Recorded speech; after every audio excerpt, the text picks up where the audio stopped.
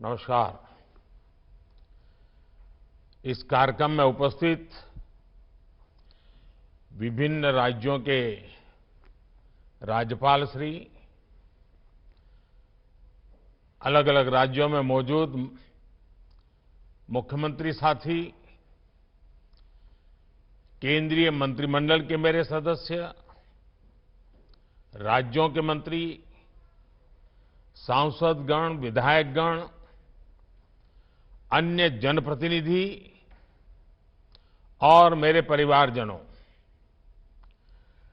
देश में आधुनिक कनेक्टिविटी के विस्तार का ये अभूतपूर्व अवसर है। इंफ्रास्ट्रक्चर विकास की ये स्पीड और स्केल 140 करोड़ भारतीयों की आकांक्षाओं से बिल्कुल मैच कर रही है और यही तो आज का भारत चाहता है। यही तो नए भारत के युवाओं, उद्यमियों, महिलाओं, प्रोफेशनल्स, कारोबारियों, नौकरी पेशा से जुड़े लोगों की एस्पिरेशंस है। आज एक साथ 9 वंदे भारत ट्रेन की शुरुआत होना भी इसी का उदाहरण है। आज एक साथ राजस्थान, गुजरात, बिहार, झारखंड, पश्चिम बंगाल, उड़ीसा, तमिलनाडु, आंध्र प्रदेश, तेलंगाना, कर्नाटका और केरला के लोगों को वंदे भारत एक्सप्रेस की सुविधा मिली है। आज जिन ट्रेनों को शुरू किया गया है वे पहले की तुलना में ज्यादा आधुनिक और आरामदायक है। ये वंदे भारत ट्रेनें नए भारत के नए जोश, नए उत्साह और नई उमंग का प्रतीक है। मुझे इस बात की भी खुशी है कि वंदे भारत का क्रेज लगातार बढ़ रहा है। इससे अब तक 1 करोड़ 11 लाख से ज्यादा यात्री सफर कर चुके हैं और ये संख्या दिनों दिन बढ़ती जा रही है। साथियों, देश के अलग अलग राज्यों और केंद्र शासित प्रदेश के लोगों को अब तक 25 वंदे भारत ट्रेनों की सुविधा मिल रही है। अब इसमें 9 और वंदे भारत एक्सप्रेस जुड़ जाएगी। वो दिन दूर नहीं जब वंदे भारत देश के हर हिस्से को कनेक्ट करेगी। मुझे खुशी है कि वंदे भारत एक्सप्रेस अपने उद्देश्य को बखूबी पूरा कर रही है। ये ट्रेन उन लोगों के लिए बहुत महत्वपूर्ण हो गई है जो सफर का समय कम से कम रखना चाहते हैं। ये ट्रेन उन लोगों की बहुत बड़ी जरूरत बन गई है जो दूसरे शहर में कुछ घंटों का काम खत्म करके उसी दिन लौट आना चाहते हैं। वंदे भारत ट्रेनों ने पर्यटन और आर्थिक गतिविधियों में भी तेजी ला दी है। जिन जगहों तक वंदे भारत एक्सप्रेस की सुविधा पहुंच रही है, वहां पर्यटकों की संख्या बढ़ रही है। पर्यटकों की संख्या बढ़ने का मतलब है वहां कारोबारियों, दुकानदारों की आय में भी बढ़ोतरी हो रही है। इससे वहां रोजगार के नए अवसर भी तैयार हो रहे हैं। मेरे परिवारजनों, भारत में आज जो उत्साह और आत्मविश्वास का वातावरण बना है, वैसा पिछले कई दशकों में नहीं बना था। आज हर भारतवासी अपने नए भारत की उपलब्धियों से गौरवान्वित है। चंद्रयान-3 की सफलता ने सामान्य मानवी की उम्मीदों को आसमान पर पहुंचा दिया है। आदित्य L1 की लॉन्चिंग ने हौसला दिया है कि अगर इरादा मजबूत हो तो कठिन से कठिन लक्ष्य को भी हासिल किया जा सकता है। G20 समिट की कामयाबी ने ये विश्वास दिया है कि भारत के पास डेमोक्रेसी, डेमोग्राफी और डाइवर्सिटी की कितनी अद्भुत ताकत है। आज भारत के कूटनीतिक कौशल की दुनिया भर में चर्चा हो रही है।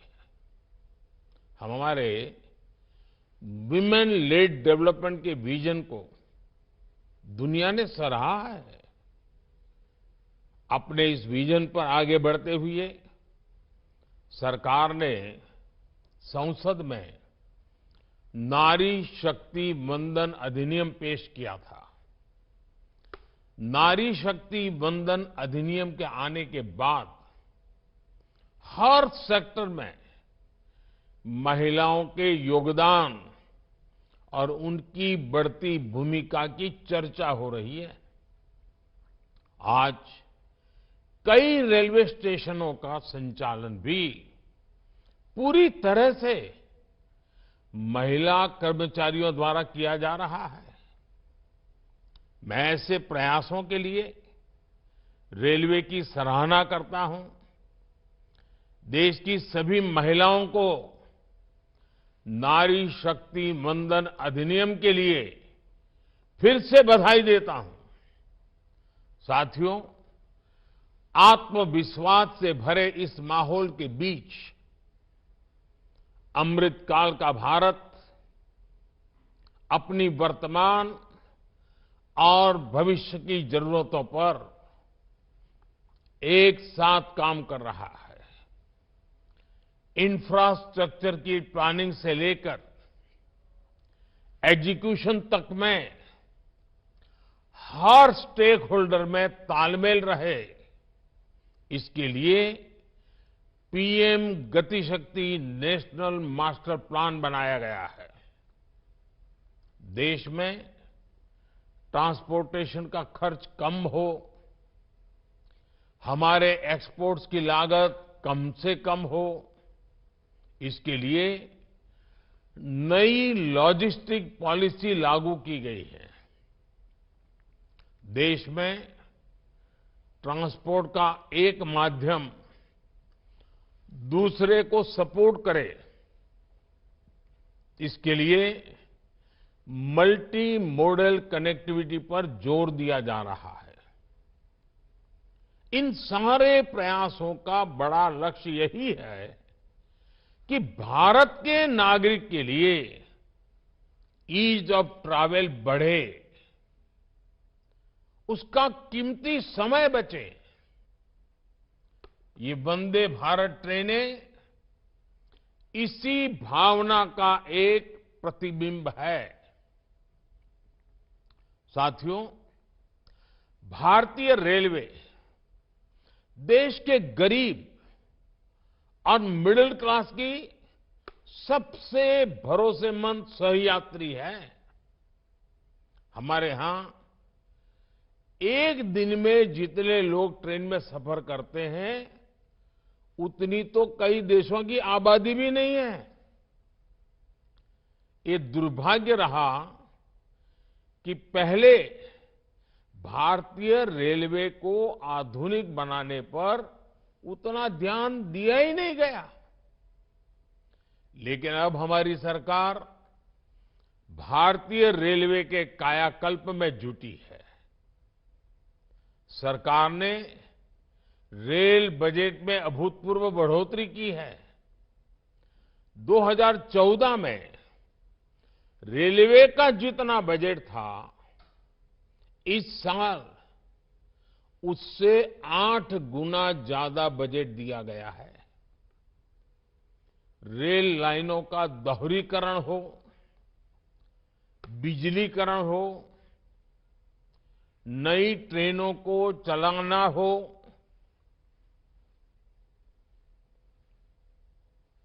नए रूट्स का निर्माण हो, इन सभी पर तेजी से काम हो रहा है।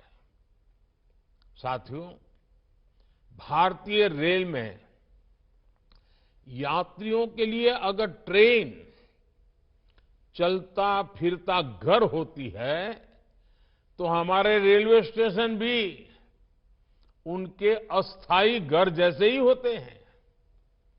आप और हम जानते हैं कि हमारे यहां हजारों रेलवे स्टेशन ऐसे हैं जो गुलामी के काल के हैं, जिनमें आजादी के 75 साल बाद भी बहुत बदलाव नहीं आया था। विकसित होते भारत को अब अपने रेलवे स्टेशनों को भी आधुनिक बनाना ही होगा। इसी सोच के साथ पहली बार भारत में रेलवे स्टेशनों के विकास और आधुनिकीकरण का अभियान शुरू किया गया है। आज देश में रेल यात्रियों की सुविधा के लिए रिकॉर्ड संख्या में फुट ओवरब्रिज, लिफ्ट्स और एस्केलेटर्स का निर्माण हो रहा है। कुछ दिनों पहले ही देश के 500 से ज्यादा बड़े स्टेशनों के रीडेवलपमेंट का काम शुरू किया गया है। अमृत काल में बने ये नए स्टेशन अमृत भारत स्टेशन कहलाए जाएंगे। ये स्टेशन आने वाले दिनों में नए भारत की पहचान बनेंगे। मेरे परिवारजनों, रेलवे स्टेशन कोई भी हो, उसका एक स्थापना दिवस जरूर होता है, जन्म दिवस जरूर होता है। मुझे इस बात की खुशी है कि अब रेलवे ने रेलवे स्टेशनों का जन्मोत्सव यानी स्थापना दिवस मनाना शुरू किया है। हाल ही में तमिलनाडु के कोयम्बटूर, मुंबई के छत्रपति शिवाजी टर्मिनस, पुणे समेत कई स्टेशनों के स्थापना दिवस को सेलिब्रेट किया गया। कोयम्बटूर के रेलवे स्टेशन ने तो यात्रियों की सेवा के 150 वर्ष पूरे किए हैं। ऐसी उपलब्धियों पर वहां के लोगों को गर्व होना बहुत स्वाभाविक है। अब रेलवे स्टेशनों का जन्मदिवस मनाने की इस परंपरा का और विस्तार किया जाएगा। इससे ज्यादा से ज्यादा लोगों को जोड़ा जाएगा। मेरे परिवारजनों, अमृत काल में देश ने एक भारत श्रेष्ठ भारत इस विजन को संकल्प से सिद्धि का माध्यम बनाया है। 2047 के जब देश आजादी के 100 साल मनाएगा, 2047 विकसित भारत का लक्ष्य हासिल करने के लिए हर राज्य के लोगों का विकास भी उतना ही जरूरी है। पहले की सरकारों में जब कैबिनेट का गठन होता था, तब इस बात की सबसे ज्यादा चर्चा होती थी कि रेल मंत्रालय किसको मिलेगा। माना जाता था कि रेल मंत्री जिस राज्य से होगा, उसी राज्य में ज्यादा ट्रेनें चलेगी। और उसमें भी होता ये था कि नई ट्रेनों की घोषणाएं तो कर दी जाती थी, लेकिन पटरी पर बहुत कम ही उतरती थी। इस स्वार्थ भरी सोच ने रेलवे का ही नहीं, देश का बहुत बड़ा नुकसान किया, देश के लोगों का नुकसान किया। अब देश किसी राज्य को पीछे रखने का जोखिम नहीं ले सकता। हमें सबका साथ, सबका विकास के विजन को लेकर आगे बढ़ते रहना होगा। मेरे परिवारजनों, आज मैं रेलवे के अपने परिश्रमी कर्मचारियों से भी एक बात कहूंगा। जब कोई दूसरे शहर या दूर किसी जगह से यात्रा करके आता है, तो उससे सबसे पहले यही पूछा जाता है कि सफर कैसा रहा। वो व्यक्ति सिर्फ अपने सफर का अनुभव ही नहीं बताता, वो घर से निकलने से लेकर मंजिल तक पहुंचने की पूरी बात करता है। वो बताता है कि रेलवे स्टेशन कितने बदल गए हैं, वो बताता है कि ट्रेनों का परिचालन कितना व्यवस्थित हो गया है। उसके अनुभवों में टीटी का व्यवहार, उसके हाथ में कागज की जगह टैबलेट, सुरक्षा के इंतजाम, खाने की क्वालिटी, सब प्रकार की बातें होती हैं। इसलिए आपको, रेल के हर कर्मचारी को ईज ऑफ ट्रैवल के लिए, यात्रियों को अच्छा अनुभव देने के लिए लगातार संवेदनशील रहना होता है। और आजकल ये बातें जब सुनने को मिलती है कि इतना अच्छा हुआ, इतना अच्छा हुआ, इतना अच्छा हुआ, तो मन को एक खुशी मिलती है। और इसलिए मैं ऐसे जो प्रतिबद्ध रेल कर्मचारी हैं, उनकी भी जी जान से बधाई करता हूं। मेरे परिवारजनों, भारतीय रेलवे ने स्वच्छता को लेकर जो नए प्रतिमान गढ़े हैं, उसे भी हर देशवासी ने नोटिस किया है। पहले की अपेक्षा अब हमारे स्टेशंस, हमारी ट्रेनें कहीं ज्यादा साफ रहने लगी है। आप जानते हैं, गांधी जयंती दूर नहीं है। स्वच्छता के प्रति गांधी जी का जो आग्रह था, वो भी हम जानते हैं। स्वच्छता के लिए किया गया हर प्रयास गांधी जी को सच्ची श्रद्धांजलि है। इसी भावना के साथ अब से कुछ दिन बाद 1 अक्टूबर को सुबह 10 बजे, याद रखिए, 1 अक्टूबर को सुबह 10 बजे स्वच्छता पर एक बहुत बड़ा आयोजन होने जा रहा है। देश के कोने में हो रहा है और देशवासियों के नेतृत्व में हो रहा है। मेरा आपसे आग्रह है, बहुत आग्रह है, आप भी स्वच्छता के इस अभियान से जरूर जुड़े। 1 तारीख 10 बजे का समय अभी से पक्का कर लीजिए। गांधी जयंती पर हर देशवासी को खादी और स्वदेशी उत्पादों की खरीद का मंत्र भी दोहराना चाहिए। 2 अक्टूबर को गांधी जयंती है, 31 अक्टूबर सरदार वल्लभ भाई पटेल की जयंती है। एक प्रकार से पूरा महीना हम प्रयत्नपूर्वक खादी खरीदें, हैंडलूम खरीदें, हैंडीक्राफ्ट खरीदें। हमें लोकल के लिए ज्यादा से ज्यादा वोकल होना ही है।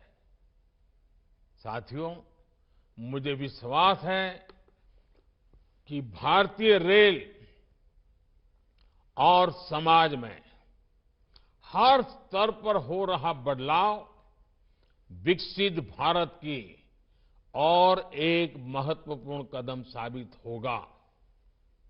मैं एक बार फिर नई वंदे भारत ट्रेनों के लिए देश के लोगों को बहुत बहुत शुभकामनाएं देता हूं। बहुत बहुत धन्यवाद।